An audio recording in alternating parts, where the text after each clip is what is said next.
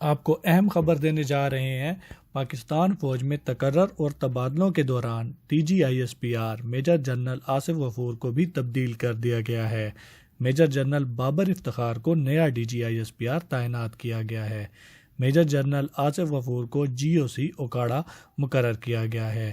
اس سے پہلے major general Babar Iftikhar armour corps 1 Multan میں فرائض سر انجام دے رہے تھے۔ میجر جنرل آصف غفور 3.5 سال تک DGISPR تعینات رہے۔ اپنی ٹرم مکمل کر کے وہ روٹین تبادلوں کے بعد جنرل آفیسر کمانڈنگ اوکاڑا کے طور پر اپنے فرائض سر انجام دیں گے۔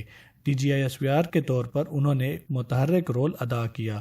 اپنی ٹویٹس اور بیانات کی وجہ سے وہ ہر وقت خبروں میں رہتے تھے۔ پاکستان آرمی کا موقف بہترین طور پر دینے اور دشمن کے جھوٹ بے نقاب کرنے کی وجہ سے ہندوستان میں بھی ان کا بہت چرچا تھا۔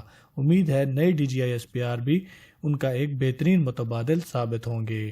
دنیا جہان کی خبروں اور تبصروں کے لیے دیکھتے رہیے انفونامہ۔ شکریہ۔ اللہ حافظ۔